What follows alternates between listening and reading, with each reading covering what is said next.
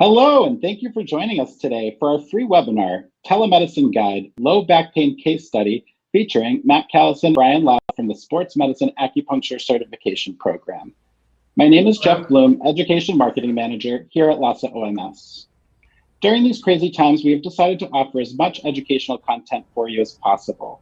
Some will be telemedicine related like today, and some will just be fun content to keep us learning and thinking.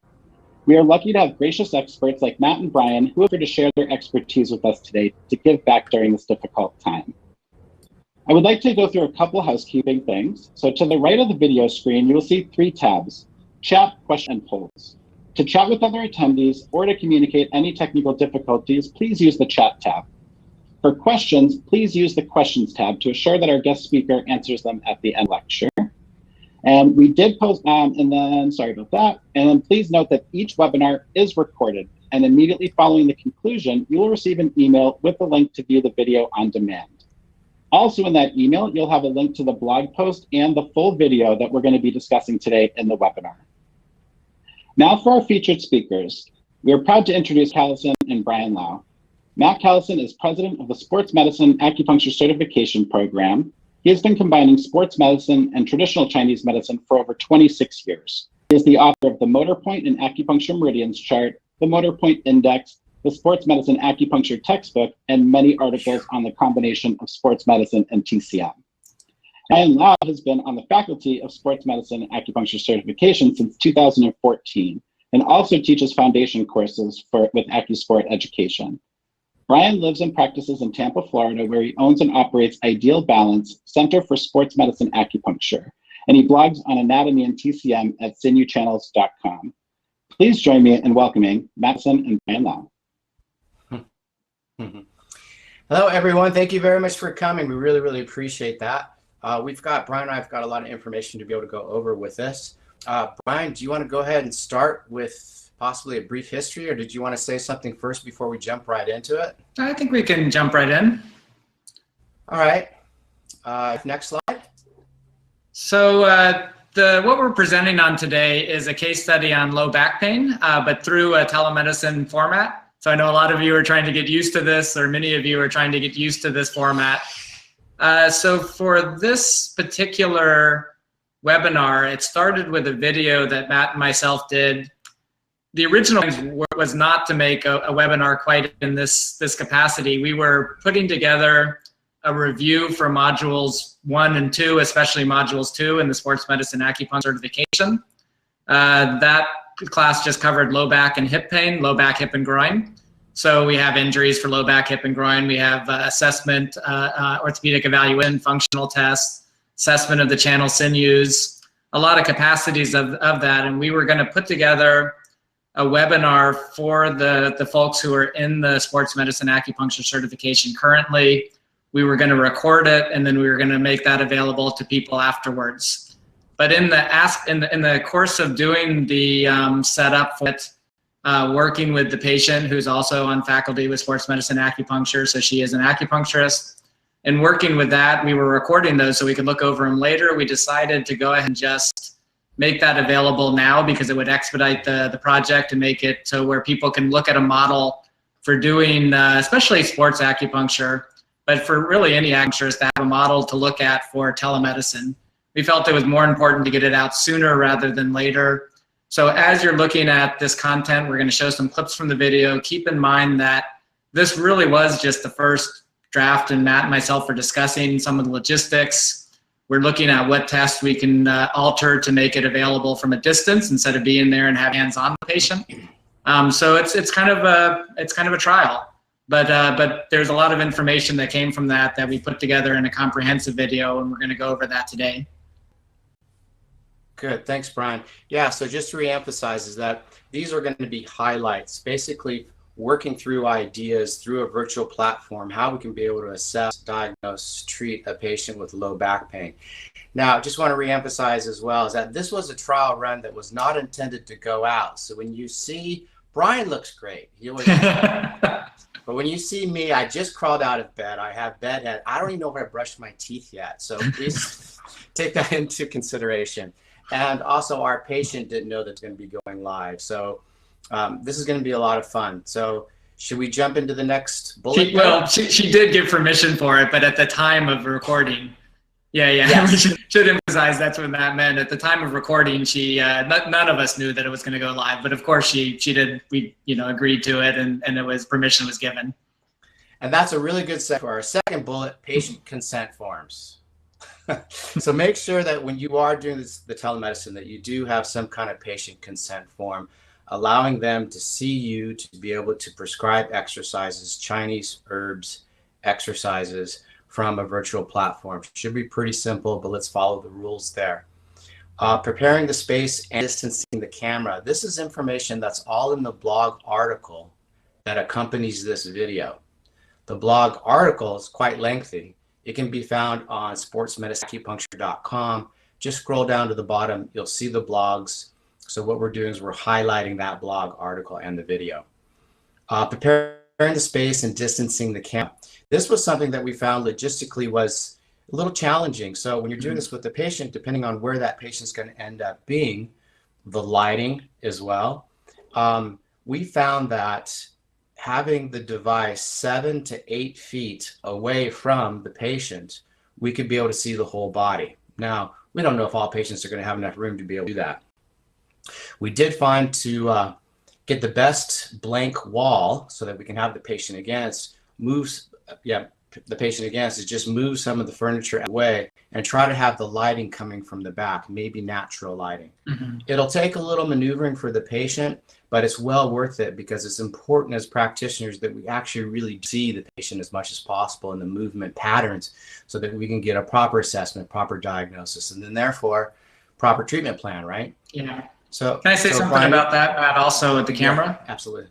Absolutely. Some of this is out of your control, of course. If somebody's calling in with a cell phone and they don't have a stand for it, that makes it difficult. If they're on a desktop and they adjust the camera, that makes it difficult. If they have a laptop and they can adjust, that makes a big difference. If they have a tripod and a tablet, that makes a big difference. So if you're going to be working with the patient and really get a good view of them, it's best to have a setup that they can adjust and that they can back up and you can see the full body and you can see how things relate to each other. Mm-hmm. We did find that a tablet was useful because it had the profile image, mm-hmm. and that way we could be able to see the whole body. There's more information on the blog article. Let's keep going. Jeff, can we see the next? Great. Brian, you want to go for it? Sure. So the first part of the video that we're going to highlight is that the patient is showing us basically where the pain is, if there's any referral, where does the pain travel. So just some basic information. Starting, the clips you're going to see today aren't complete. There's more on the video. The video is about 30 some minutes long itself. So there's going to be a lot of stuff that's on there that we aren't going to cover today. So these are just the highlights. You'll see in this clip that she does trace a pathway that could be interpreted as many things, and we're going to go through those one by one. But let's go ahead and go to the next clip and see the video section first. So Jeff, you can, there we go.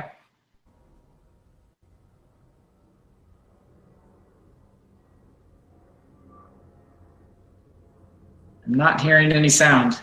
There's no audio to this. There's supposed to be. Jeff, can you fix that?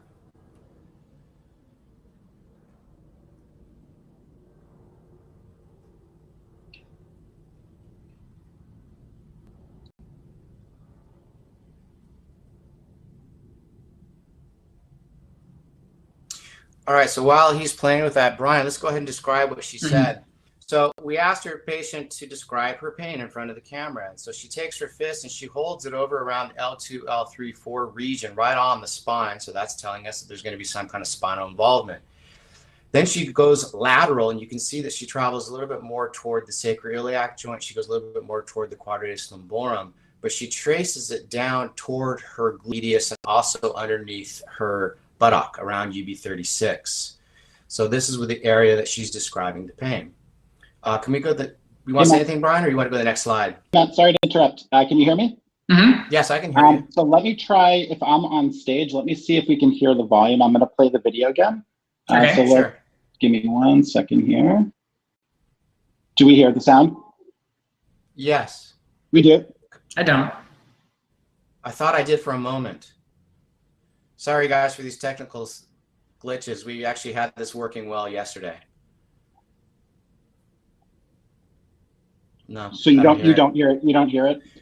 I apologize. No. Is it okay if the sound doesn't play on the videos?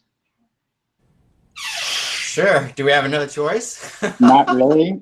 I apologize. No, we can do it. We can Thanks, win guys. it. Not a worry. All right. We can do this. All right. I'm gonna hide now. Jeff, Okay, I don't know so if this would be, and it might be not really time conducive, but if you have the video clips, could you play them outside of PowerPoint? I could. Yeah. Let me actually do that. So this is the first one. It's not super time conducive, but we can figure this out. Well, I So mean, just we can decide not to, and we'll maybe for this one we could, because it is nice to hear the patient talking in their own words about it, but we don't have to do it for everyone by any means. Oh, perfect. All right. I will pull that video up right now. If you just bear with me 1 second. And thankfully, you guys labeled them really well. So while Jeff is doing that, Brian, let's talk about the next slide. So there's a list on the next slide, you guys, that we're going to get to in a second. So Brian, so from her fixed pain location at the spine, what would you consider there? Like facet joints, possibly? Yeah, so she does a couple of things. You know, she has it right on the midline, and in the discussion, she also mentions that she feels it a little bit just off, like at the Wato-Jaji region, about 0.5 to 1 sun away from the spine. But then she traces that area along the low back. You can see that she has her hands behind, and she sort of traces that lateral band of pain, and that's very conducive of pretty consistent with a lot of facet joint pain. And those can also refer down into the buttock region and even farther. So that would be a big thought. Yeah, good. So we're going to be showing you that actually those referral patterns in just a little bit later in the presentation. Go ahead, Jeff. Sorry, just let me try one other thing here, actually. Do you want to keep going as you're trying? Yes, please. Sorry. Okay. So because she is showing the tracing, it's always a good idea to rule out any kind of disc problem there. Because it didn't really travel below her buttock, it's probably not going to be radicular pain, but let's just be thorough, and we could do nerve tension tests such as straight legs. Slump test might be a little bit more difficult to coach a patient through, have to see, but a straight leg raise, passive and active, is something that you can coach the patient through there in a virtual platform. Brian and I also noticed that she is, and you'll see this later in other videos, is that she raises her hand up a little bit higher as well. That could be in addition to where she traced thoracolumbar junction syndrome. So she's tracing a little bit higher in the lumbar spine, and she also is traveling down the cutaneous nerves of T12 and L1, which can affect the SI joint area, the glute medius area, the greater trochanter area. So we put that in our back pocket as well. So when we're going to develop our assessments, let's go ahead and figure out what kind of tests we can be able to do. Yeah, none of that at this point is conclusive. It's just what we're thinking and where we're going, what we're going to test, what we're going to rule out or confirm as we go. And that'll be kind of shown in the next videos. Right. So we have many more things to be able to check out. This is great. This is a lot of fun. We could probably move on unless Jeff thinks he can play that video there. Shoot. Sorry. Jeff, let's go ahead and... Yeah, it's no big deal, Jeff. We can move on. Okay, thank you. Sorry about that. Let's move on. Okay. Yeah. Let me get that over here. I don't even know what that is. Okay. Oh my gosh, happening. Sorry. Oh, you have closed caption on. Oh, okay. Now let me try playing this. Do we hear any sound? I hear you. No, not yet. Not yet. So let's move on to the next slide so we can continue with the presentation. And then there are more videos coming. I don't know if you can be able to work on those as we go through this. I'm not sure. Yes. Let me do that. Okay. All right. So then recap, Brian, what do you think? Yeah, sure. Okay, go for it. So when she was tracing the pain, she shows the kind of central pain, and then that it does refer down, so we can look to see if there's any lumbar disc involvement. We'll see that in the slides coming up. The early information really seems to highlight that there's some facet joint irritation. So we would start thinking about that in particular with somebody who's maybe in their mid-30s. That's pretty young for it. 40s. Into the 50s and 60s. So that's going to be a really prime area of age that would start to be a really good possibility. Thoracolumbar junction syndrome was one that we're going to consider. We'll see other tests that can kind of lead us in that direction. We can't test that one as easily as we could on some other tests from a distance, but we can do some things. And then sacroiliac joint would be a big consideration too. Secondarily, we have some soft tissue strain. We can go through those one by one. Do you want to say anything, Matt, or are you ready to? It feels like here. Let's jump right in. Awesome. And it feels bilateral. That's good. Do you guys hear the sound? Mm-hmm. When I walk, it's more here. Yeah. And then it can even go straight in here, like this whole line, even here, and then it goes into this ischial tuberosity. That's excellent. That's very helpful. I'm really glad we have I'll pat yourself on the back. Yeah, and one of the comments is illustrative of common challenges with telehealth. There you go. That's very true. All right, let's move on to the next slide, please. Yeah, there we go.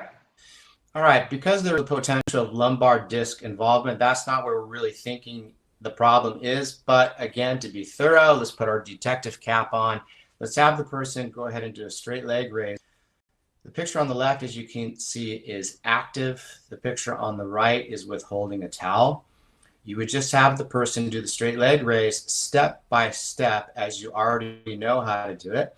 If you don't know how to do it, that's a really easy one to be able to Google, to look up, and it's going to be in a number of different books as well that you can be able to choose from. Anything before we go to the next slide? Yeah, just a simple thing is the passive using the towel is more similar to how it would be done when you're doing it in clinic, because you would be the one lifting the leg. They both offer information.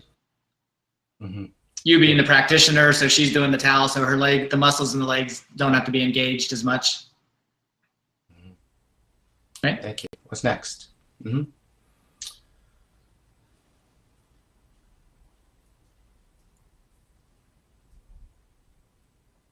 So this is we were just talking a bit ago about how she's tracing that pain from side to side. There's other things that could be a culprit for that, but facet is a big one. And the image on the right is showing common facet referral patterns. So they can get misdiagnosed very commonly as radicular pain, but they can refer pain in a very similar way. And in particular, on the far right, where you see it wrapping around the groin, you do remember that the patient kind of gave that body language when she was walking, that there was a wrapping around aspect that could be facet. We'll also see it in thoracolumbar junction syndrome. And down into the L5-S1, into the glutes also, you see that was consistent with her description of where the pain was. Excellent. So this is our working hypothesis. That's great. Next one.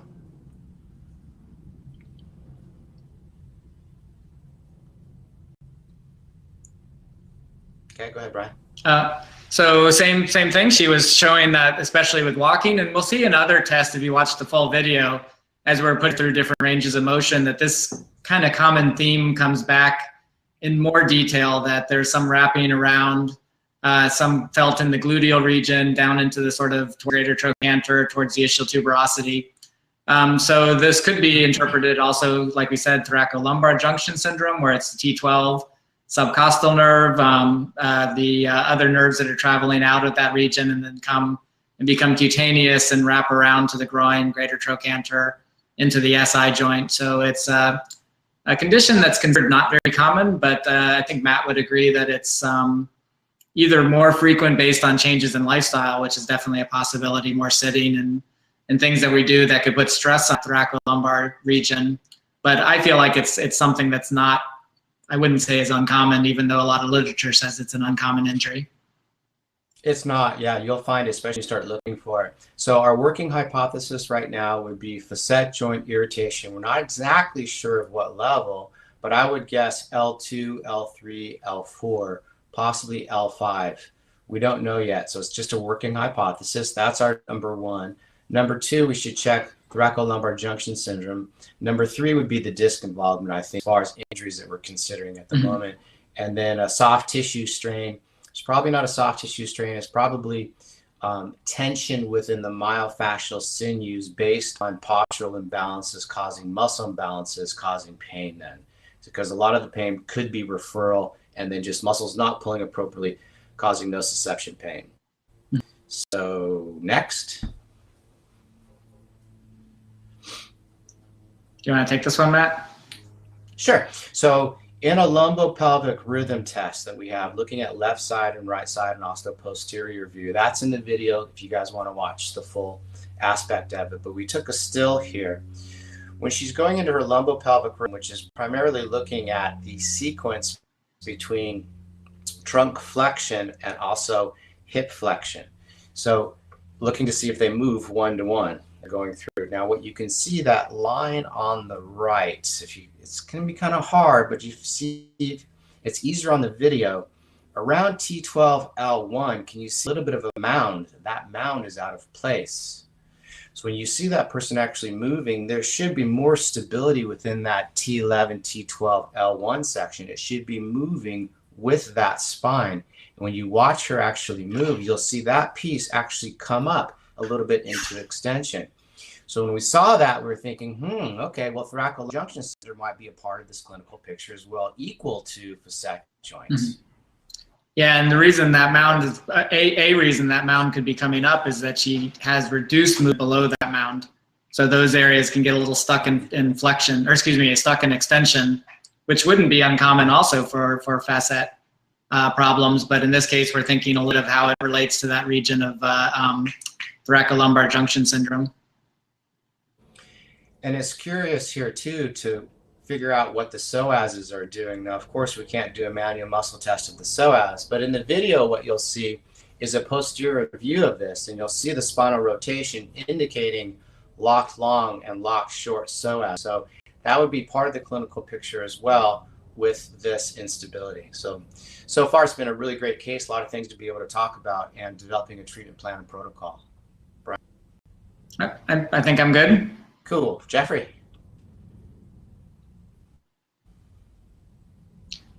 So then sacroiliac joint was one of the differential diagnoses here, differential diagnoses. So we're putting her through some modified versions of some SI joint tests. It wasn't necessarily the main thought process that this was an SI joint pain, because it didn't seem like she had a fixed pain at the SI joint, which would be typical for that pathology. SI joint can refer, so it can be another source of referral, but usually there's a pretty obvious fixed pain site that the people take their thumb and sort of dig in at the PSIS region. But it's still, just to be thorough, it's good to take her through these tests and see if those provoke pain at the SI joint. So the top left, where she's seated, is kind of a modified version of Faber's. Faber's would be more like it is in the right of that on the top, where the practitioner holds the ASIS and pushes the knee down. So we can have her do a passive version lying down, but the seated version is just a way, if she does a little bit of rotation to the opposite side, it's a way of sort of mobilizing the SI joints and mobilizing the innominate bones to see if it provokes pain in the SI. You'll see that in the video. If you watch the video, you'll see how we walk through that. The bottom one is showing SI joint rocking test. And then the bottom, where she's standing, the bottom right is Gillette's. And that would be usually palpation or feeling the PSIS. So we just have to train our vision and kind of look at that region and see if it is a positive Gillette's from one side or the other. Which again, you can look up and learn about that if you're not familiar with Gillette's. Yeah, that's great. So each one of these tests that are performed in the video, they did not indicate the fixed pain site that Brian was talking about. So sacroiliac joint was negative. However, we gained a lot of information, because when she did have these movement patterns, it would hurt other places. That started then to be able to support our diagnosis of looking at thoracolumbar junction syndrome and also facet joint injury. Yeah. Next.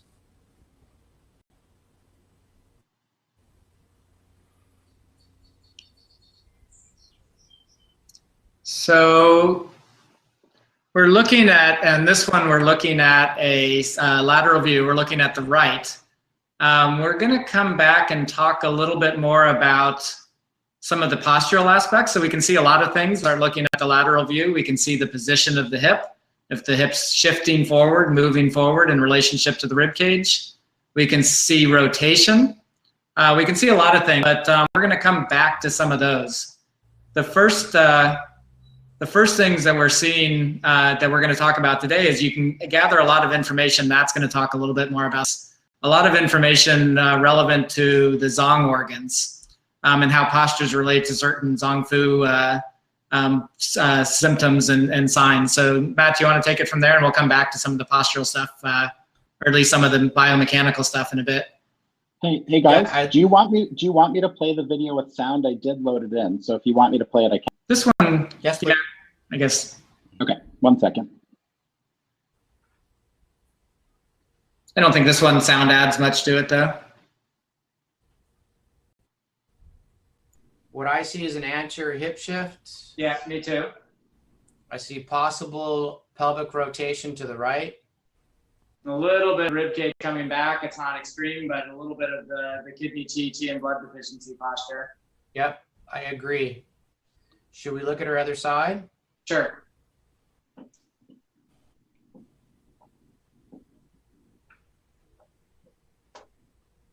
Yeah, more noticeable this direction.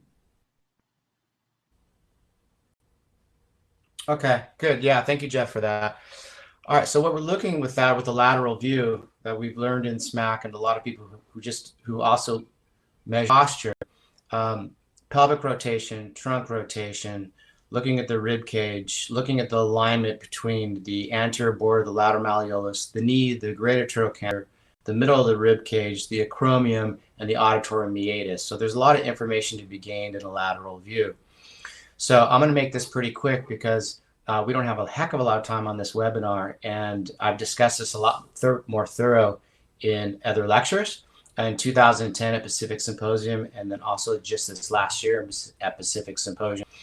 What I found years ago, actually probably not within the last 20 years, is that certain postures would usually have certain Zong signs and symptoms. And it became so consistent looking at these same types of postures. Jeff, can you go to the next slide, please? Looking at these particular types of postures, you would pretty much know what kind of signs and symptoms they're going to have, which would mean pulse. And also you can predict what the tongue would look like. It starts to direct the practitioner towards what kind of questioning that you can have. And it gives you an idea too, when they have a musculoskeletal injury with these kind of postural imbalances, that we need to be able to treat the organ systems because of the effect they're having on that posture. So a lot more that I can talk about with this, but we can't. We're going to move on. We speak about it quite a bit in the SMAC program. Also, if you wanted to hear more about that, you can contact Pacific College and request 2010 and also last year's Pacific Symposium discussions on the same title. I believe it's Posture and Pain, or Posture and Organ Zong Physiology. Now, with the patient that's in the video, we diagnosed her as type 2 because from the left and the right side, you could see an anterior hip shift, meaning that the greater trochanter is forward of the plumb line and the rest of the body is lined up pretty much, meaning anterior border of the lateral malleolus, the knee, the shoulder, and also the ear. When the greater trochanter is forward on both left and also right sides, you can predict this person is going to have kidney chi deficiency and chi and blood deficiency. It's also going to be a posture that's going to take another 2, 3, sometimes 4 weeks added to prognosis because they are so chi and blood deficient. They have a tendency to not hold treatments as well. So that's something to put in your back pocket and remember. Now, luckily with virtual platform, we can look at the tongue. So we ask the patient to go ahead and look at the tongue. The next slide, Jeff, is going to be the video.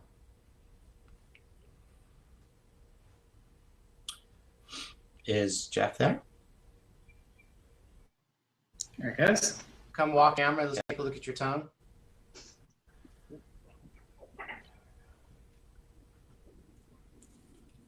It's kind of hard with this lighting, isn't it? Yeah.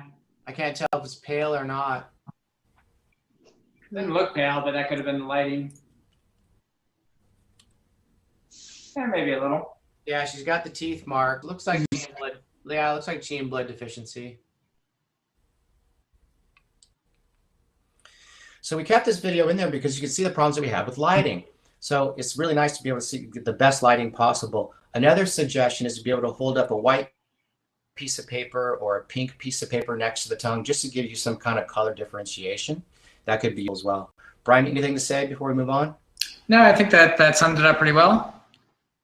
So it's really just looking and gathering TCM information. We're in the video, we're discussing a lot of orthopedic evaluation, a lot of functional tests. Those speak to things like the channel sinews, but it's important to take all that information and put it into see how it relates to the TCM information so that we have a broad picture. So just looking at ways that we can do through telemedicine, through video conferencing, that we can find some of the TCM information beyond just questioning. Yes, good. What's the next slide, Brian? I think we are looking at, so we're going to do several, and there's more in the video and more that are discussed in the blog post on sportsmedicineacupuncture.com. But we're going to highlight the sort of the main one, looking at things like pelvic and trunk rotation. We can see a little bit of that in the side view that we just looked at. We'll come back and look at that in a second, but we'll look at some other tests. We'll have the patient do lumbar extension. These are going to be, a lot of these are going to be videos. So lumbar extension to see if that aggravates the pain, also flexion, but extension was a big one for her. We're going to look at asymmetrical hip shift. That's something part of overhead squat. You'll see that set up, and see if there's what we refer to as an asymmetrical hip shift. Stork standing test, another extension-based test, Gillette's, and modified Fabers. You saw some of those images, but we're going to see the video so you can kind of walk through the process with us. So I think we can go to the next slide and look at the pelvic and trunk rotation part. Mm-hmm.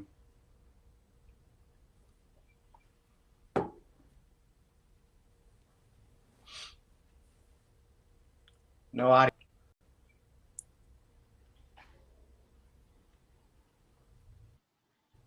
Can you go into extension, please? Yeah, I guess. Does that cause pain? Yeah. Actually, I take it back. Can we back up one slide, Jeff? This was my fault because we didn't have a video clip for the, so I went to the extension one, so maybe if you can back up a slide. And I think I'm going to go on camera for this one.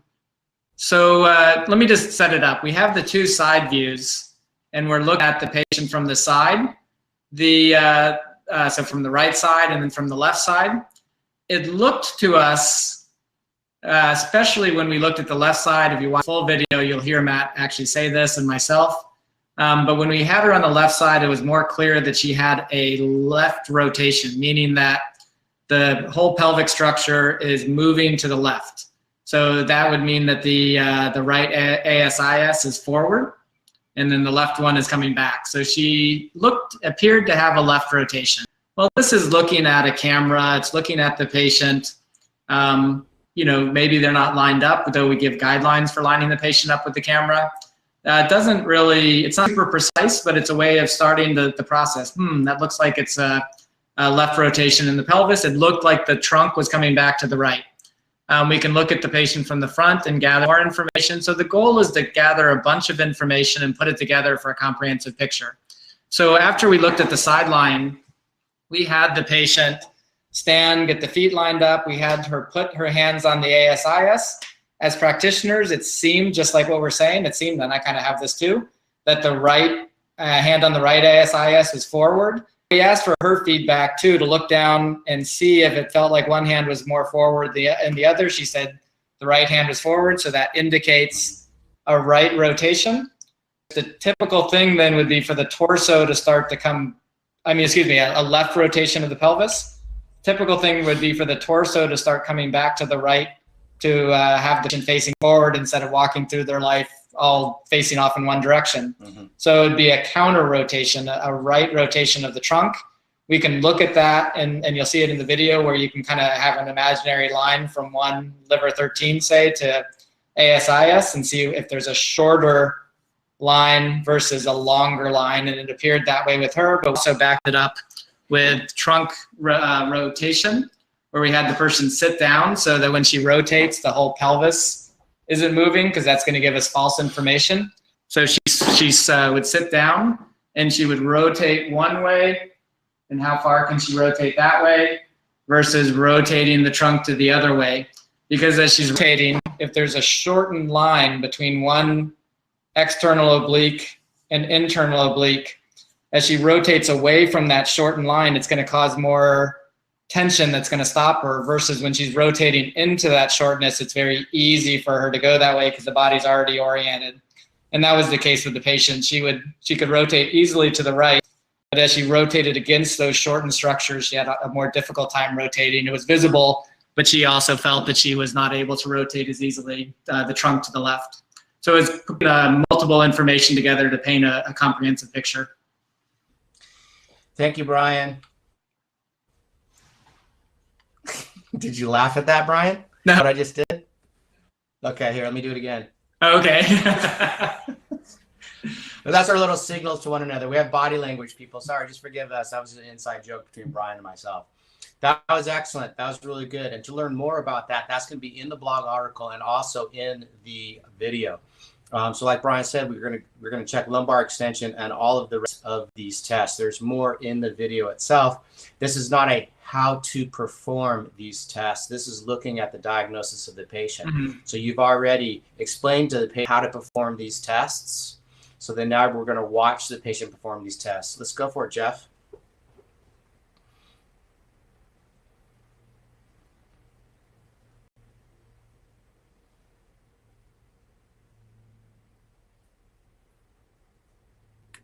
Right there. Can you go into extension, please?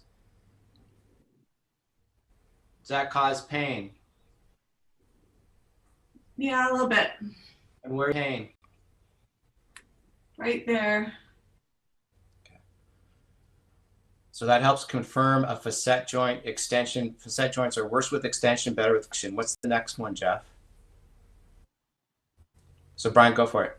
Yeah, I think this next one is overhead squat, and we're looking for asymmetrical hip shift, meaning that as she goes down, maybe the right side comes up a little bit. We didn't see this here, but we already established, and you can see it with her there, that the right ilium's a little bit higher. So as she goes down, there's a tendency for that to exaggerate, especially as she gets lower down and more challenged. And it's speaking to an imbalance between the abductors, and the adductors, i.e. the gallbladder channel sinew and the liver channel sinew. So we're looking at the balance between the sinew channels in this too. So that's gets information for treatment. Excellent, Jeff. Can you run the video? So just the observations of the dimples, it looks like she's got an elevated ilium on the right. Mm-hmm. Pant line's kind of matching it. Okay.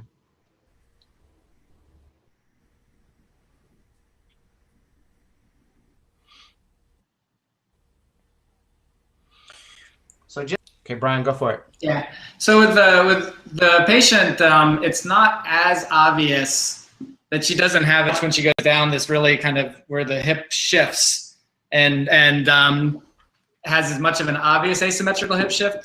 This patient had a tendency, you can kind of even see it standing, she puts more weight on the left side. So as she would go down in the squat, she would go down more on the left foot. And you see this in the video play out a little bit more as we coach her to get the weight a little bit more in the middle, and that starts to reveal that asymmetrical hip shift. And it reveals the imbalance between the abductors and abductors, between the liver and gallbladder channel sinews. Mm-hmm. And we give a little detailed assessment based on which ones are shortened, mm-hmm. Which ones are over lengthened. We use the term lock short and lock long. Mm-hmm. But that's all kind of played out in the blogs.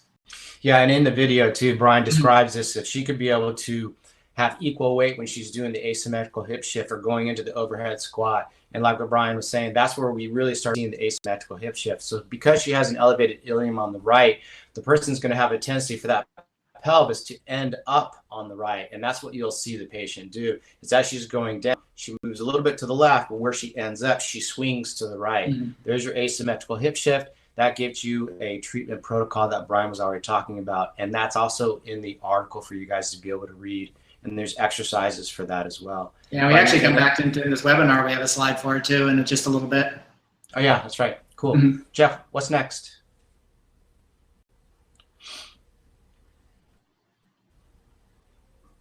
This is historic standing test. Yeah, can you go audio on this, Jeff? So go back to neutral. Yeah, go back to neutral, then come back into extension, then rotation. Does that cause pain? A little pinchy in here. That gives us a lot of information. So here's a stork standing test that's designed for showing a number of different things, but the reason why we're looking at is to see if that also causes some pain in the facet joints. We already saw her hold her fist in the lumbar facet joint region when she went into extension. So here's another extension type of exercise, but with assessment, but also with rotation. This one takes her fist and she goes lateral. So in this case, lateral iliocostalis fibers, the lateral raphe tissue, the quadratus lumborum, all three of those tissues could be affected. So therefore, you've got three separate sinew channels, right? So Brian, do you want to discuss the sinew channels of those three? Yeah, so the more superficial structure is the iliocostalis lumborum. That would be part of the urinary bladder sinew channel. Then deeper to that, the next layer in is the quadratus lumborum. The liver sinew channel, a lot of you might say, why would that be the liver sinew channel? It's on the same plane of tissue, the same myofascial plane as the rest of the liver sinew channel, the adductors and such. Another time, another place we can discuss that more.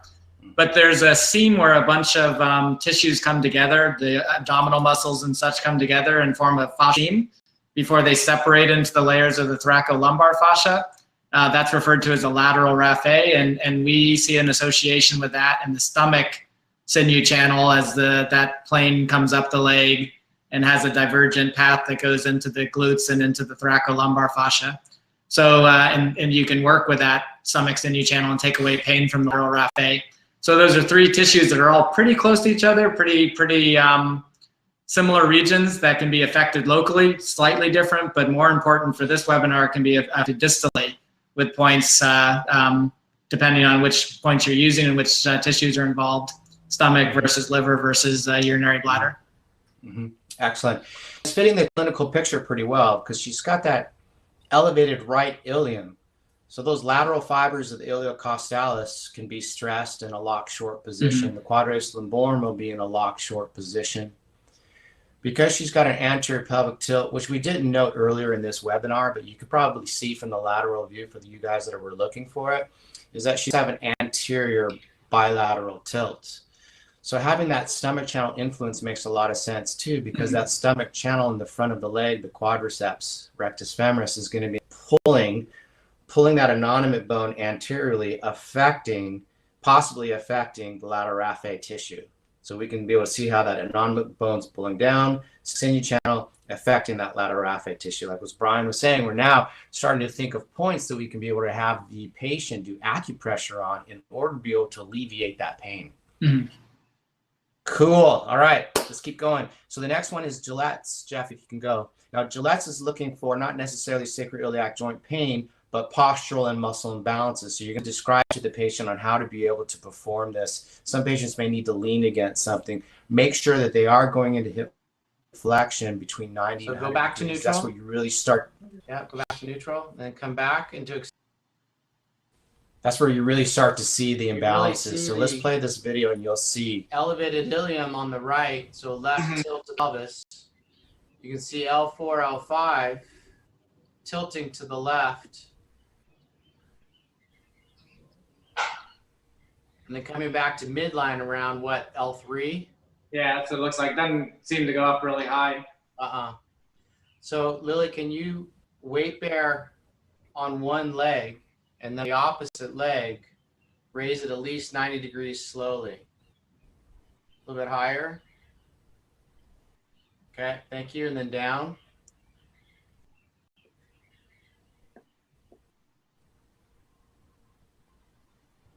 There it is. Mm-hmm. So we use our X-ray vision to look at the PSIS. When she brings the right knee up, that PSIS drops down as the innominate bone rolls back. And on the left side, it starts to not drop down, actually starts to come up. That would be palpated in clinic, but we can still look and see and use our vision to sort of see what's happening with the PSIS, which tells us what's happening with the innominate bone. Jeff, you want to play it one more time? So the right innominate bone It was really nice posterior. The left innominate bone around 80 degrees really flexion see the- catches, comes up. Elevated limb on the right, so left tilt to the pelvis. You can see L4, L5 tilting to the left. And then coming back to midline around what, L3? Yeah, that's what it looks like. Doesn't seem to go up really high. So Lily, can you weight bear on one leg and then on the opposite leg, raise it at least 90 degrees slowly?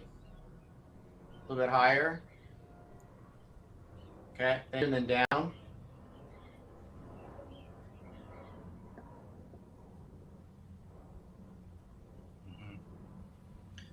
Yeah, that's good. A lot of information there. That's great. Positive Gillette's on the left. Excellent. All right, so can we go to the next slide? This is the Faber's test that we're doing, a modified Faber's.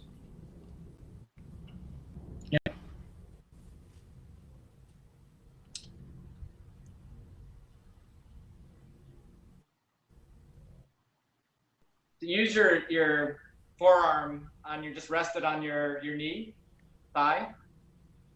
There you go. And then kind of hold your hip, and then kind of like you're about to just do a little bit of a minor adjustment. Push the knee a little bit and turn to the opposite side a little bit. And you want me to tell you what I feel? You'll tell me if that causes pain. It causes, yeah, it's like a dull pain kind of right here. And, right, I can't see where you're pointing. Is that where you have the pain, or is it more like in the hip itself? Like in the front of the hip? The pain does come here at times, here and here, but then it also sometimes, when I'm walking, the pain's like here. All right.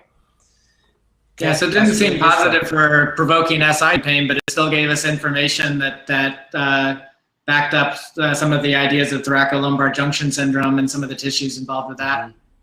Mm-hmm. Mm-hmm. Okay, excellent. So then what's next?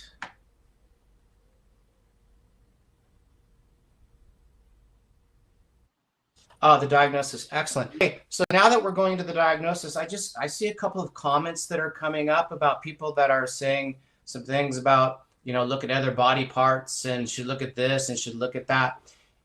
Absolutely. We need to be able to look at the shoulders. We need to look at the rib cage, look at the head. We need to be able to look at the entire posture and put everything together. Absolutely. In this webinar, what we're doing is that we're going to concentrate on trying to be able to diagnose this person's low back pain with the means that we had. And so for right now, that's where we're going at the moment. You'll see that we do take the latissimus dorsi into account here, also with another examination soon. So we're just trying to keep very focused on this particular webinar. So the diagnosis, kidney chi and chi blood deficiency, this thing that we'll be gaining information on from TCM differential diagnosis within the virtual platform or your telehealth, telemedicine visit. Also by looking at the person's posture to see if the bilateral anterior hip shift and everything else is lined up. So this is going to give us points to be able to treat with acupressure, herbs that you can be able to send the patient, qigong exercises that you can be able to prescribe to the patient to help boost kidney chi and qi and blood deficiency. Brian, anything you want to add to that before we go to the next? Nope, no, I think that's good. Okay, cool. What's next, Jeff? Yeah, so this has the information that we saw both with the elevated ilium, but we also see the exaggeration in the asymmetrical hip shift. So you have certain tissues. Keep in mind, this is looking at from the front. When we were doing observation, we were viewing the patient from behind. So make sure you orient yourself.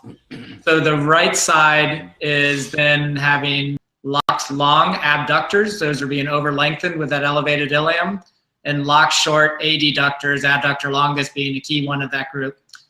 So liver sinew channel affected, gallbladder sinew channel affected.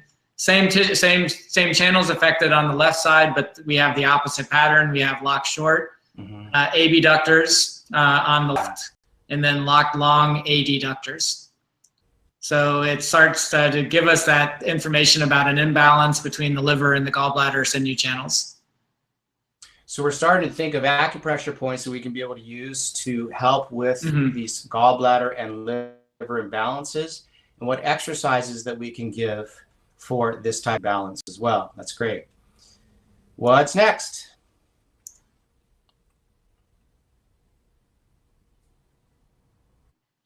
Yep, and on this one, we get to see that rotation. We're reviewing the fact that she had a left rotated pelvis. So the pelvis, the whole pelvic structure is starting to look to the left. And then the counter rotation, you know, as one structure is looking to the left, the trunk's coming back to the right. So a right rotation in the trunk.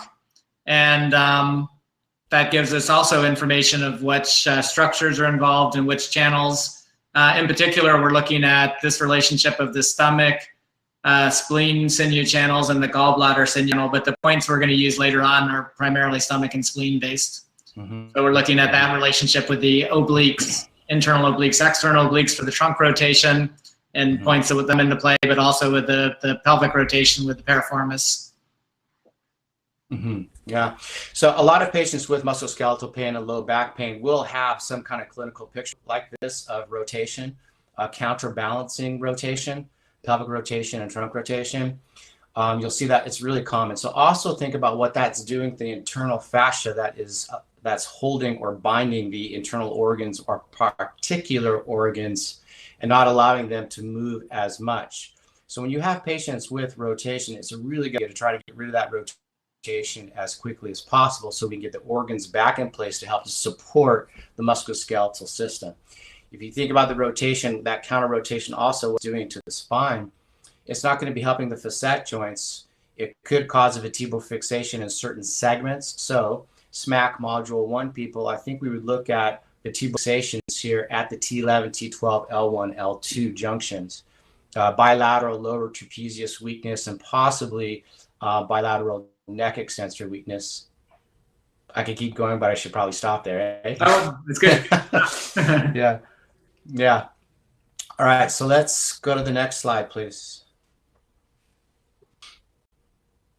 Here's that bilateral anterior pelvic tilt, which helps to illustrate the tightening of that sinew channel.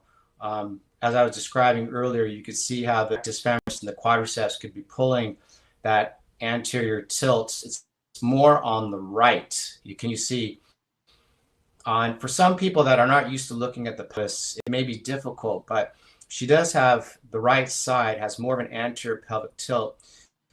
Look at the anon bone, try to be able to see the PSIS, try to imagine where the ASIS, but also look at the abdomen and look at the buttock. You'll see on the right, the buttock is lifted, the abdomen is bowed a little bit, the innominate bone seems like it's tilting a little bit. Look at the left. The buttock is not as high as it is on the right, and look at the abdomen. It looks different. So she is anterior on the left, but not as much. Now, of course, here, clinically, we would go up and measure it, but we can't do that now, temporarily. Yeah, and this is worth mentioning, like the right side being a little bit more of an anterior tilt, more tension in the quadriceps, part of the stomach sinew channel, at least certain ones of that group. Some of the abdominal muscles also part of the stomach sinew channel, and those abdominal muscles wrap around into the thoracolumbar fascia and form a connection with that lateral raphe. So this would be where those stomach sinew channel relationships into the low back pain might play out. Great. Jeff, what's the next one? This is, we talked about this one earlier about the thoracolumbar junction syndrome. This is a sign that we have.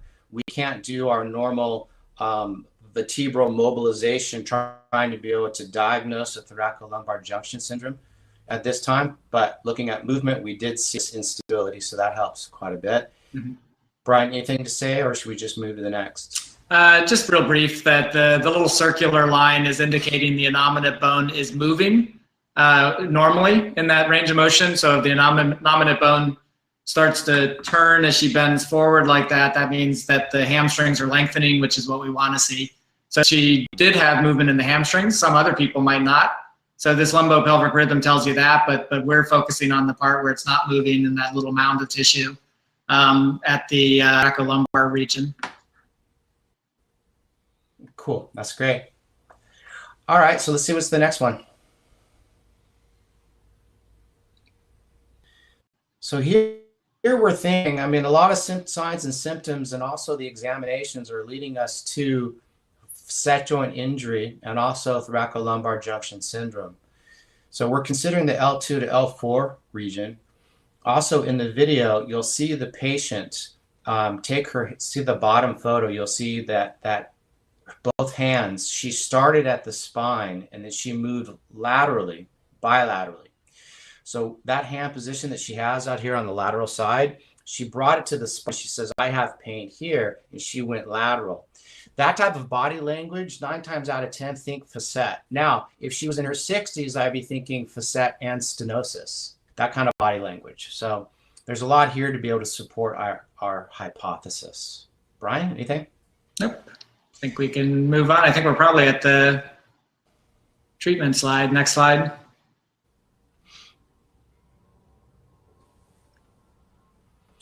So our treatment plan from the information that we've gained is to go ahead and strengthen kidney and systemic Qi and blood. We need to balance some postural deviations to get this patient out of pain. We've noticed that we've got urinary bladder sinew channels, stomach, liver, and gallbladder Jing-Jin of the low back that are affected. Let's review.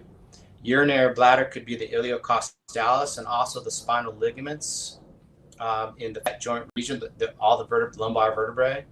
We mentioned the stomach sinew channels being part of the lateral raphe involved with the anterior pelvic tilt. We also looked at the liver and gallbladder imbalances with the elevated ilium. Good. Yeah. This is good. Yeah, Brian, just, a lot of Brian? acupuncturists have different models that they work, and there's a lot of mechanical language in this webinar, and definitely goes into more detail in the videos. But keep in mind that all of that gives us information on the channels and the channel sinews in particular. So it's all of this information is really integrating a lot of Western and Eastern thought processes, but it all comes back to the channels. So this is all diagnosis of the channels. We're finding and assessing the channels by doing all of these tests. So for those who maybe aren't used to working this way, it just gives you another way of looking at the channels. Yeah, well said. Yeah, that's a good point. What's next, Jeff?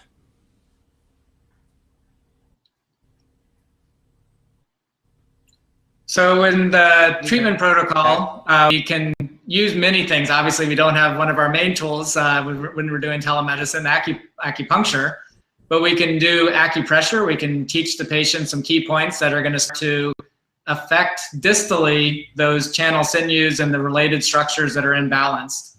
So if we can get them to do that acupressure first, that's going to set them up for all the other information we give them, corrective exercises, etc.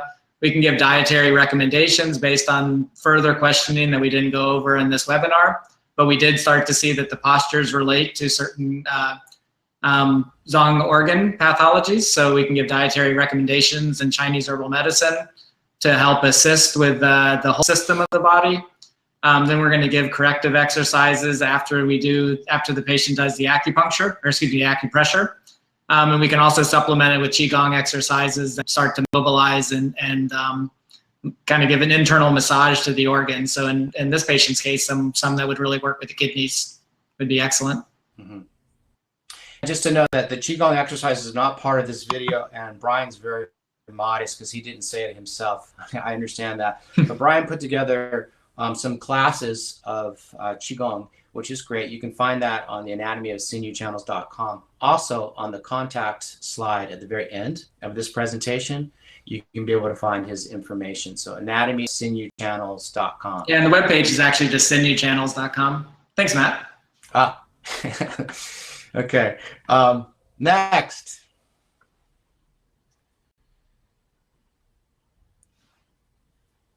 Okay, cool. Acupressure point massage. So with the patient, there's lots of diagrams on Google that you can be able to send your patient where the point locations are. And also you can just tell them exactly where Sanjiao 5 is, show them. By doing the acupressure, try to be able to get the point stimulated for 5 to 10 seconds. If they can be able to do it twice a day, your prescribed treatment protocol, that would be great, not only for the systemic issues that we're seeing, but we're also trying to be able to change the person's posture. So the points when we get to them, which is really right around the corner, I think we can help to describe why we're using those points for the internal disharmony, but also the external disharmony, being the muscle imbalances and the postural imbalances, the sinew channel imbalances. Brian, anything else you want to add to that? I think when we have the points coming up, maybe we have a little chance to dialogue about those. I know we're kind of running a little low on time, but I think we have a little time. So probably the next slide. Oops, yeah, I think I'm back. Okay. Did we lose Matt? All right, so choosing goblet. No, he's there. I'm here. Can you hear me? Yeah, I just don't see you anymore, but that's fine. So, okay. Goblet 41, Sanjiao 5 on the left. The reason why we're doing that is for the positive Gillette's test. As we saw in SMAC, and also I believe we have a YouTube video of this. This is something that I found about 20 years ago, is that by needling gallbladder 41 and Sanjiao 5, it will change a positive Gillette's test. For example, when the person is standing there and you see the positive Gillettes, if you inserted gallbladder 41 and Sanjiao 5 with the acupuncture needles, stimulated the 2 points, just back the needles off a little bit, had them perform Gillette's test again, you'll see how that innominate bone is actually able to move more posterior. It is really quite magical. It's amazing, but of course it doesn't last. You have to add everything together with it. I've been showing this demonstration for a long, long time. It's something that's very successful. So we need to be able to put those points in for pelvic rotation, trunk rotation, and also positive Gillette's test. Brian, kidney 3 to kidney 4, you want to talk about that? Yeah, sure. So kidney 3, kidney 4, you're having them kind of self-massage that region. I can say 2 things about it. Number one is that that is an excellent treatment for lumbar facet irritation. So, again, we teach this in the Sports Medicine Acupuncture certification point. This is with acupuncture, but palpating a facet, needling, threading through kidney 3 to kidney 4, and then going back and palpating again, and it reduces pain by 50%, if not more. Well, we don't have the acupuncture needles, but they can start to massage that area and have an effect on the facets. I would also say that the channel sinews of the kidney include the kind of core stabilization muscles. So when you think about that kidney chi and blood deficient posture, and how sometimes those aspects of the core muscles aren't stabilizing and holding the pelvis and the rib cage in alignment there. So stimulating those points will help then when we give exercises, which we're going to show in a moment, one of a core stabilization exercise called dead bug. That'll start to wake up and add energy to those channel sinews of the stabilization muscles of the trunk and make those exercises more efficient. Mm-hmm. So I'm not exactly sure if if it's working on the facet joints or if it's working on the soft tissue, the multifidi, or Sure. maybe the ligaments. I don't know exactly, but how I found this was by looking at binding regions. So the kidney sinew channel binding region is really quite close to kidney 3 and kidney 4.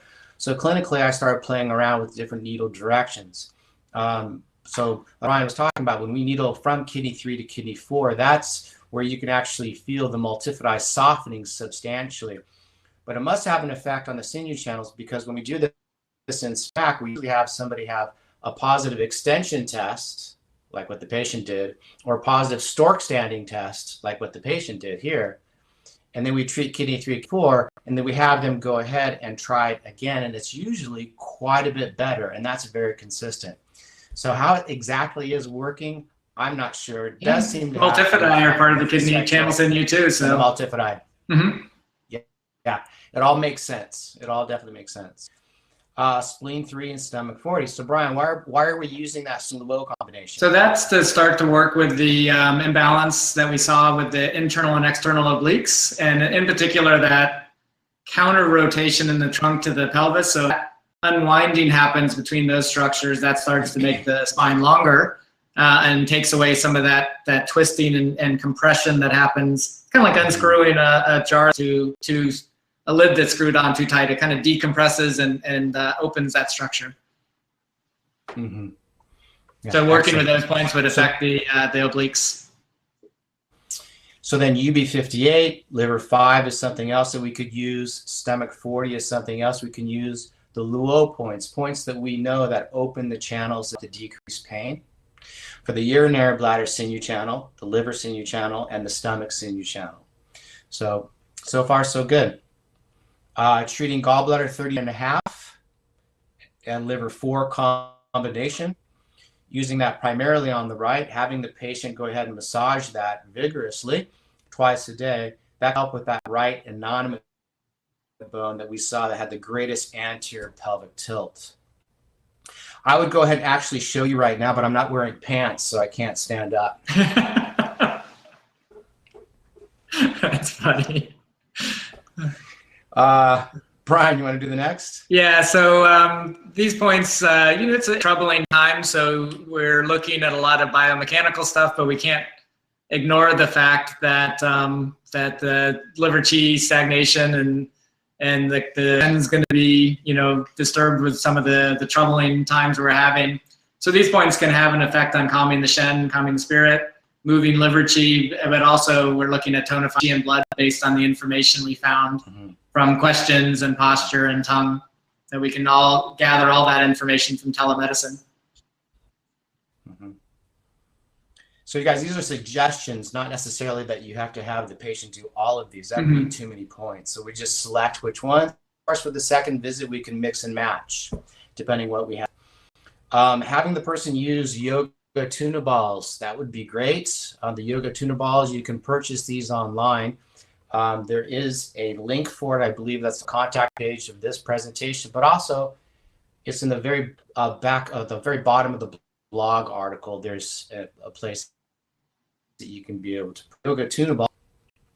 You have these in a sack that you can be able to massage the spine with. You can also use these with lock short muscles. This is a really common and really very useful tool. So if the person went ahead and did massage with this laying supine around the UB22 to UB24 region, that would help with the localized pain. And you can be able to instruct the patient on how to be able to do that properly. Next, the piriformis motor point. So massaging that as well with these yoga tuna balls, that will help to balance the pelvis. Now we were looking at the liver and the gallbladder sinew channels and their effect on the elevated ilium. That will help to neutralize and to level that pelvis. But then we also want to be able to get that piriformis because of the guy wire aspect of the sacrum. It's a neutralizing point, the piriformis, in addition to the liver and the gallbladder. Brian, anything to say on that? Yeah, I think that's good. The piriformis is a big, and it'll also help with that local kind of pain that she was having radiating down, because I'm sure the piriformis is going to start to become irritated with that. I mean, we go into more, right? When you've got left pelvic rotation, you've got the greater trochanter on the right that's going to be externally rotated. So that piriformis is going to be in a lock short position. So this is something that we would want to go ahead and needle aggressively on that right-hand side, or aggressively use a yoga tuna ball with that. It's a lot of information. We have a lot of information that we're really having a hard time holding back. We've already gone 10 minutes over, and we really apologize about that. But hopefully you guys find that this is useful, that you can be able to get ideas from it and be able to help your patients as much as possible. I think we're wrapping it up. We have one more slide, 2 more slides, 3? Yeah, I think we just see a few of the exercises. Okay. You want to go for it, Brian? Yeah, I think I'll just kind of go through this a little quick, because we're going to see some exercises, but they we're showing, again, multiple ones that are suggestions for this particular case. This wouldn't be a prescription for anybody with back pain. When you're doing acupuncture, we still prescribe exercises to work with the postural imbalances. You're working with the channel sinews and you're working with the channel system with those exercises. So why not? It helps solidify the treatment. Makes for a stronger treatment, but after acupuncture, you might not have to give as many exercises. You won't have to give as many exercises because the acupuncture treatment has done a lot of that work for you. So the two work together, but you're more efficient with the acupuncture. Acupressure does something, but not as profoundly as the acupuncture. So we might have to give some more exercises with this. And we also, in sports medicine acupuncture, teach a lot of myofascial techniques. Again, you don't have access to those, so more exercises, more work with the patient using things like the yoga tune-up balls or foam roll, and we can kind of build a more comprehensive treatment. Yeah, excellent. Anything to add, Matt, or are you ready to move on? No, I think that was good. Yeah, I think it was good. There's more to say that maybe on this next slide. That's the movie. This is one exercise. Okay, So this is dead bug. It's a core stabilization exercise. This isn't the only one we're recommending. Hold, yeah. And keep, as you're doing the movement, keep that stabilization there.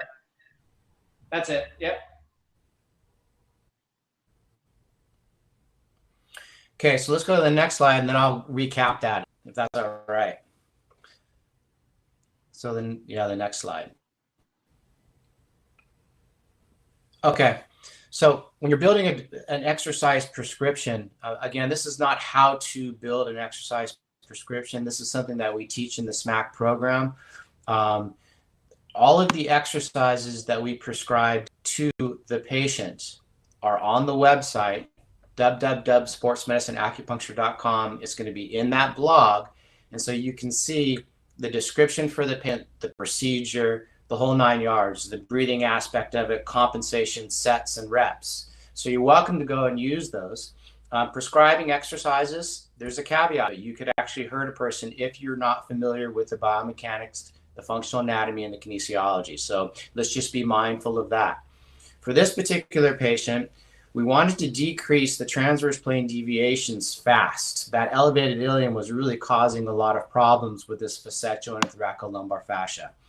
So we concentrated quite a few exercises on that transverse plane to help to decrease the elevated ilium. By doing that, as we discussed, was usually through the liver and the gallbladder sinew channels, using acupressure, but then also what you'll see, a lot of activity of the liver and the gallbladder sinew channels. So the exercise on the left, a figure 4 patient in a figure 4 position. Then we have the entire pelvis and the leg move over so that the foot is on the floor. Here, when we have the patient press out, where that top leg is going to be pressed outwards, so that femur is going to hip abduction. Notice that we're doing this on the right, because on the right, the glute medius and minimus will be in a weakened, locked long position. So this is an excellent exercise to help strengthen that local gallbladder sinew channel. So the glute medius and the glute minimus are contracting by having the patient press that femur out into hip abduction. This is a holding isometric exercise. By doing that, with the gallbladder sinew channel now activated going into hip abduction, that's going to reciprocally inhibit the liver sinew channel, the adductors, which will be excess and lock lung. So this is our thought process with it. So we're prescribing exercise based on that. Those exercises, again, are going to be in that blog that you can be able to see. Prescribe them in that sequence. Again, this particular sequence of exercises was for this person's posture and not for everybody's low back pain. Okay? Good. Brian, anything to add? Nope, I think that was good. I was just answering something on comments. Ah, that's good. I'm not that tech savvy. I don't know. All right. Well, then what's the next slide there? I think it's going to be the contacts. Is that, oh, it's a prognosis. Okay. So this, I guess, is the last one. So the follow-up visit can be in the next few days and recommended 2 times a week for telemedicine visits. You want to make sure person's doing their exercise correctly. They're not going to end up causing, it's going to be more pain. During this visit, you want to re-examine all the postural, orthopedic, and functional exams you did on the first visit and compare with initial visit for improvement in range of motion. Is the person improving? How is their pain? What's the nature and the quality of the pain? Is it starting to change? So all of the exams should be 20 to 50% better in pain level if the diagnosis was correct with this kind of low back injury. Now, it's a positive sign in this particular case with this patient if the pain starts to centralize. So what that means is that you saw her tracing going into the hip. She was tracing underneath to UV36. Is that in the second visit, the third visit, if she doesn't have that peripheralization, that referral of pain going into the periphery, but sin starts to centralize, it may even hurt worse in the center. That's a positive sign. So let's be aware of that. If the peripheralization starts to centralize, that's a very positive sign. The person's facet joint pain, even if it hurts temporarily more and is starting to centralize, it will get better with another treatment or two very quickly. It's a very good sign when it centralizes. Let's see, what else do we have? Inquire if the patient has received, I don't know if they're taking the Chinese herbs, let's make sure. Because we're not using acupuncture, and acupuncture is an extremely powerful tool, let's make sure that they are using all of the medicine that we are prescribing. Did they get their herbs? Are they taking it? Are they doing the dietary list? Are they listening to your recommendations? Are they going to Brian's Qigong classes, which you can kind of check because you can see everybody's in there. Yeah. You can see the patient's doing. And yeah, depending on the changes that were achieved, the self-acupressure, the massage, your points, and the therapeutic exercises can be modified to match the internal and the external structural changes. Good. Anything else to add, Brian? Nope, I think that's our last slide. The others are just resources. All of those resources are on the YouTube video in the description.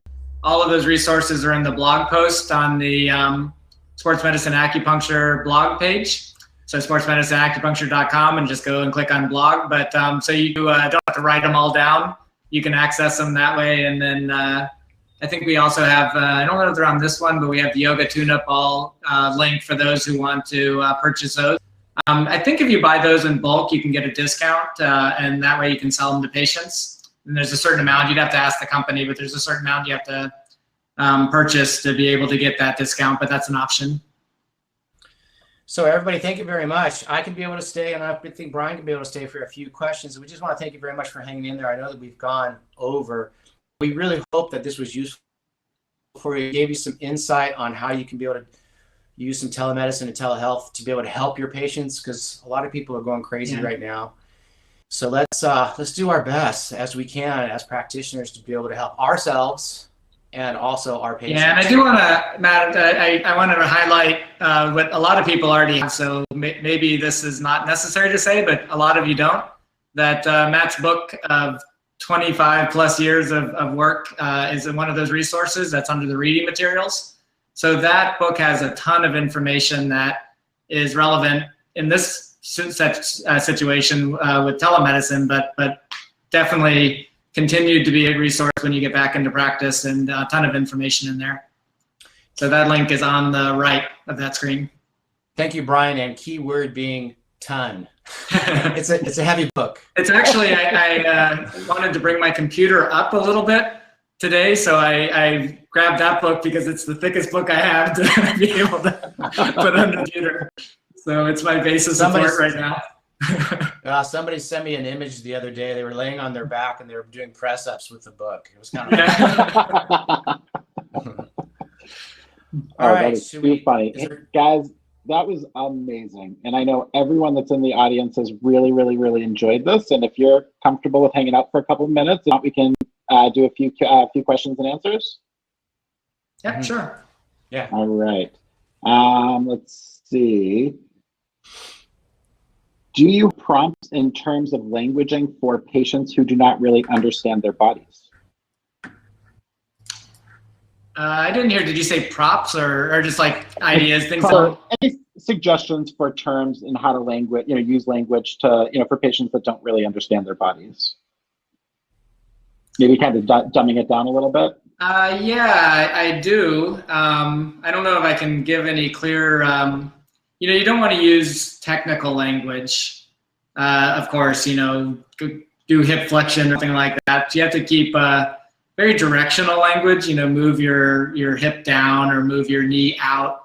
I try to guide the bones when I'm trying to guide them through movement, meaning, to move the bone in a certain direction and let that be the key. But it's kind of hard to give an answer because it really depends on the particular movement I'm trying to give them and try to get them to do. So that you get little tricks for each type of movement. Matt, I don't know if you have anything to add to that. Yeah, so remember, they can see you too.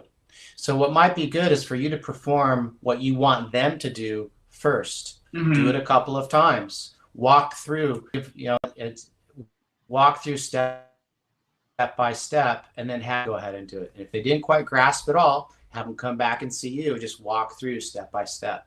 Take your time with this. I mean, this is a very different way of communicating. for most people. So at least with going to a doctor's office. So just take your time. Yeah, and I might add to that, Matt, if, and I think that is really an excellent suggestion is, a bunch of technical biomechanical information can get confusing, but watching someone repeating it just simplifies things so much. But that means that it's good for you to practice those exercises and see how they feel on your body and the changes you make when you're doing them to make the exercise done correctly, because then you start to sort of have an internal feeling of that exercise, and then can guide that information a lot easier.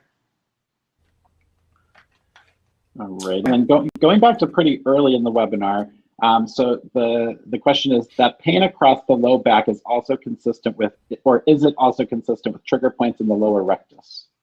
Trigger points in the lower what? Lower rectus. I would say so, and I don't know if that necessarily means any. This is my view on trigger points. I think trigger points are a great resource in terms of the referral pattern.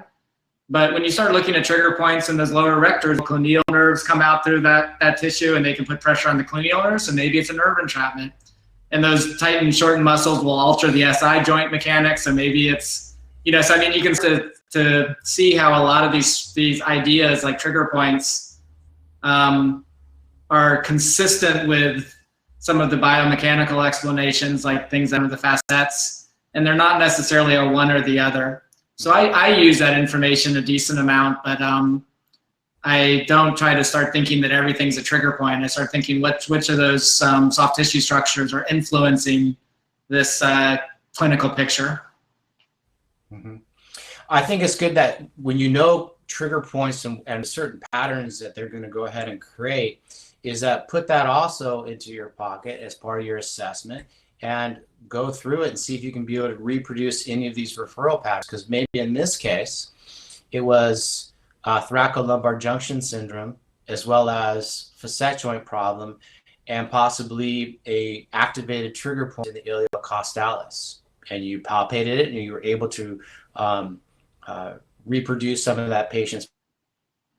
That's going to be the point that you can be able to treat with the yoga tuna ball with this patient. So the more information we have, the better, right? Yeah, and we also saw that there's the elevated ilium, so that iliocostalis and QL are going to be in a shortened position, so likely to have trigger points. And my guess is with this patient that if we got into the upper fibers of the QL, that those would definitely be, shouldn't say definitely, but likely be involved. From experience, trigger points that are active can be deactivated just by changing the person's posture and working on the sinew channels without even treating that particular localized tissue. Yeah, I would agree. And when you just treat the localized tissue, it helps, but it doesn't hold. It tends to be very temporary if you don't look at a comprehensive picture. Yeah, because it's a manifestation or a result coming from somewhere else. Cool. I have a question from George, and he says he's supervising a theater online 5 branches university next week, and he would like to know if he can use this webinar to show to the students. We can talk about that later, huh? All right. So George, if you want to email me, jbloom@lasaoms.com, I can go ahead and we can get you in contact with Matt and talk to him about that. I'll actually, me and Brian.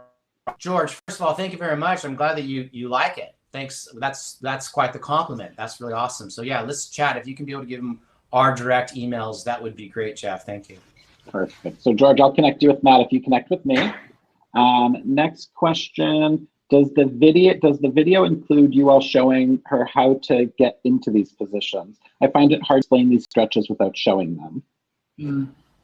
That kind of goes back to that other question, right? Is that if we can be able to perform the exercise so the patient can be able to see us step by step, go nice and slow, and then watch the patient reproduce what you just did or how to be able to do it properly. There is a caveat to this video, and we said it earlier, but this was again a test run. We weren't planning on this video being the recording for public, but we wanted to expedite it. So that's something to keep in mind. And the other thing to keep in mind is the patient is also a practitioner. So sometimes because this wasn't the final version in our minds originally, we gave very brief instruction because she already knew how to do some of these positions and tests. So we didn't take the time to do a step-by-step like we would have if we were kind of acting it out or working with a patient who didn't have that background already. So that is a downside to the video, is it was not intended to be released in this way.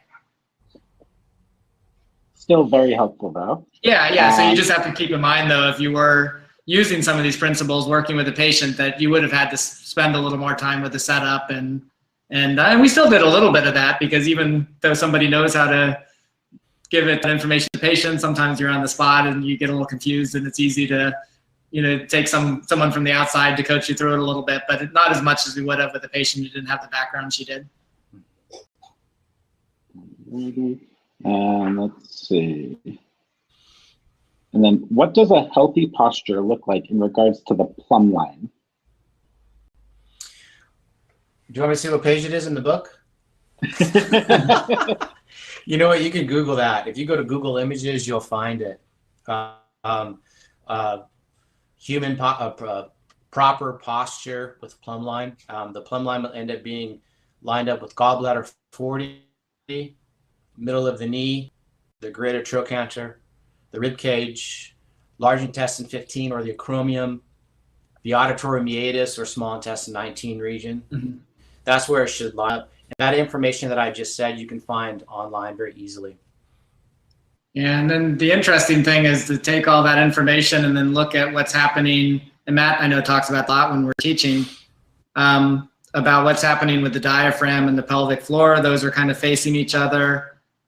So all the diaphragms are lined up, all the positions of the internal organs have more space to move, better circulation. So what's happening on the outside biomechanically really relates to what's happening on that sort of inside with the organs, and they're not compressed and squeezed and kind of locked up. And as you know, we can't separate them, mm-hmm. right? We just can't separate the internal and the external. The effects that we have on the external is going to affect the internal. The effect we have on the internal is going to affect the external. So we're acupuncturists. We treat the whole body, the whole spirit. What's next? All right. And how are you guys doing on time? Are you still cool to answer some questions? I've got a couple minutes. Couple minutes? All right, let's do a couple Brian, more. how about you? Yeah, same. All right, cool. Well, I'm good to keep going, and I think we have a bunch of people who still are too. Next question. Is the seated pelvic rotation test a primarily test for TLJS? The seated, this one I think is what I'm referring to. Yes. Yeah. It's not a pelvic rotation because you're seated, so the pelvis would not be able to rotate. Whereas if you were standing and somebody were to turn the trunk, it's very easy for the pelvis to come along for the ride. So if there was already a left rotation in the pelvis, they might actually feel like it's easier to turn to the left because of all that pelvic movement. So when you sit down, it stops the pelvis from moving and it isolates it more into the trunk. So that's just a little caveat before saying that. Matt, do you want to finish that? I just wanted to kind of highlight that language a little bit. So what our intention with that is to look and see what the range of motion is for trunk rotation, to see if we can be able to clarify what was happening with the trunk versus the pelvis. So she had a left pelvic rotation with a right trunk rotation. So by having her going to left and right, you can be able to see on the video the differences in the ease of movement and then the difficulty in movement. So there just help to confirm a trunk rotation. Now, time that you do movements and your intention is one thing, but yet pain comes, always make note of where that pain is because it's usually part of the clinical picture. So I think the question was, does the seated rotation, are we using that for thoracolumbar junction syndrome? Incidentally, if the person reproduced pain going from the back into the, then I would think that kind of rotation is causing that pain. So not only is there going to be a limitation in trunk rotation, but we then also kind of lit up or aggravated thoracolumbar junction. She started experiencing pain. We make note of that because then on the second visit, we would like to see them do that again, see that the range of motion is different and they don't have that pain on the second visit. Or it's minimal and it starts to centralize. Then we know that the person's getting better. Right. Next question. Can there be a hip shift due to the position of her squat? Her squat is very narrow and her chest falls forward. Yeah, so Brian, you want to handle that one? I think we can talk about the lateral view of the overhead squat. Yeah, I'd be curious to see, because I don't know. I'll be interested to see if you answer it differently than me. But there is a position for the overhead squat, and it's going to be a hip position, which is a little narrow if you were going to do squat as an exercise or something like that. But if people have a discrepancy from the left and right, with an elevated ilium, for instance, you'll see it with people who are just standing. Is sometimes when they don't have that really comfortable basis of support, I guess you can't really see me, but they often stand with a wider stance, because then you can kind of maneuver the pelvis into that position, and it becomes that imbalance becomes more noticeable the narrower their stance gets. Mm-hmm. So sometimes people with those types of stances will just adopt a wider stance. And if they did a squat with a wider stance like that, it would kind of be harder to see the imbalance, because you're not going to get as noticeable of a discrepancy. So for an exercise, one thing, but for assessment, it's better to have that kind of hip position stance. Mm-hmm. Yeah, because for her going into that lumbar hyperextension, that's just part of her pathology because of the bilateral anterior pelvic tilt. Now, what we didn't do in this particular visit, but we would do in the second visit, is to look at an overhead squat lateral view left and right. And so with this patient, we probably would expect to see from a lateral view a lumbar hyperextension and most likely a rotation that she would probably go into, because she already has that rotation in the static view. I didn't hear hyperextension in that question. Maybe I missed that part of it. Was that what the question was about? I thought she said there was lumbar hyperextension. Oh, okay. Well, then my answer didn't take that into account, but still applies. That I think, what Matt's saying is I think that it might reveal that imbalance with the hip flexors and hyperextension more with that normal kind of assessment-based stance. Gosh, off that whole diatribe, I hope we answered the person's question. Yeah. Yeah. Sorry, I missed the hyperextension part in when I heard the question. What was the question? I don't know. Let me find it again. Let's see. Can there be a hip shift due to the position of her squat? Her squat is very narrow and her chest falls forward. Oh, a hip shift. I went into lumbar hyperextension. Yeah, it goes back to what you're saying, Brian. Because of the position of her feet, then you start picking up postural imbalances because of the position of her feet. Now, if we broaden her feet out to a horse stance, it would completely change the position. So having a hip width, then you start to be able to measure what's happening with each one of the joints. All right. Well, we have just surpassed 90 minutes on this webinar. So I think that it's safe to say that we have answered a lot of questions and you gave some incredible information. So if you guys are comfortable, I think we can maybe end it here. What do you think? Yep, sounds good. I'm fine with that. Thank you. Thank you. And I mean, I really want a disclaimer for the people who are still watching here is that this is a very abbreviated version of something that Matt and Brian would teach an entire weekend. 238 hours program. So we tried to crunch that into 90 minutes for you guys and to apply it to telemedicine. So thank you guys for everything. This was amazing. I was checking out the chat the entire time, and people are just really appreciative of the time that you took to explain this in detail. Everyone's going to receive a link to watch this again. You'll also have links to the full blog post and the full video on YouTube. So you can watch this over and over again. All of the information that's in the slides is in the blog article. So you will not receive a copy of the slides, but you will have a copy of the blog article, which will have all the information in it.